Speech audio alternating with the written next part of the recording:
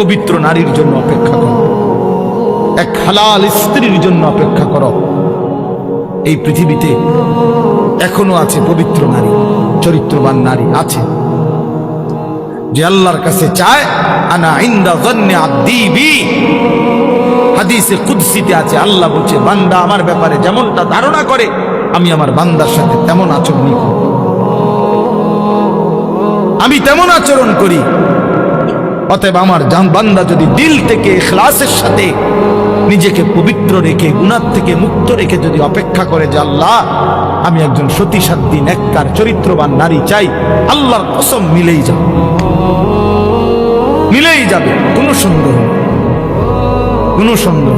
তুমি যদি বলো কই ভালো মানুষ তো দেখি না, না তোমার কাছে ভালো মানুষ প্রতিদিন তোমার কাছে আইয়া ঘুরতে হইব বা জানাইয়া যাইতে হবে যে ভাই চিনচিনি আমি যে ভালো মানুষ, আমি লিস্ট লিখে রাখেন, এটা কি কোনো নিয়ম? অনেক মানুষ দেখেন না চা দোকানে বৈশা বিড়ি খাইতে খাইতে কইতে ভালো মানুষ আসেনি অনেক না, করতে পার ভালো মানুষটা একমাত্র আমনে চাচা, পৃথিবীর শেষ ভালো মানুষ তো আমনে। আমনে এই যে বিড়ি খাবেন না, আমনে বিড়ির গন্ধে কাছে যাওন জানা, আমনেই পৃথিবীর আখেরি ভালো মানুষ।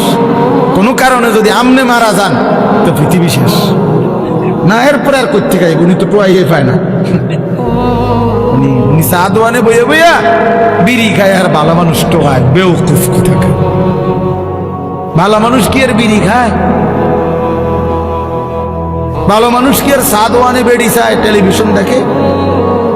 আল্লাহ আমাদেরকে আকল দান করে, বিবেক দান করে। ওই কথাটা বলতেছিলাম, নবী সাল্লাল্লাহু আলাইহি ওয়াসাল্লাম বলছেন এই তামাম দুনিয়া একজন মানুষ যা কিছু অর্জন করে দুনিয়াবি, তার মধ্যে সর্বশ্রেষ্ঠ অর্জন হলো আল মারআতুস সালিহা, একজন সতী সাধ্বী চরিত্রবান পবিত্র নেককার প্রেমময়ী ভালোবাসার এক নারী, এক স্ত্রী। এটা তার জীবনের সবচেয়ে বড় দুনিয়ার অর্জন। আর সেই পবিত্র নারী কেমন হয়, তার আখলাক কি, তার বৈশিষ্ট্য কি? তার বৈশিষ্ট্য কি? তার বৈশিষ্ট্য হলো সে প্রতিদিন 3-4 বার করে powder Dole, fair and lovely ডলে না। আল্লাহ নবী সাল্লাল্লাহু আলাইহি সাল্লাম বলেন এই পবিত্র নারী, সতী সাধ্বী নারী, চরিত্রবান নারীর একটা বৈশিষ্ট্য অতুইনু আলা দীনে যাওজিহা, যে তার স্বামীকে দ্বীনের কাজে সাহায্য করে, সহযোগিতা করে, দ্বীনের কাজে স্বামীকে আগে বাড়ায় দেয়।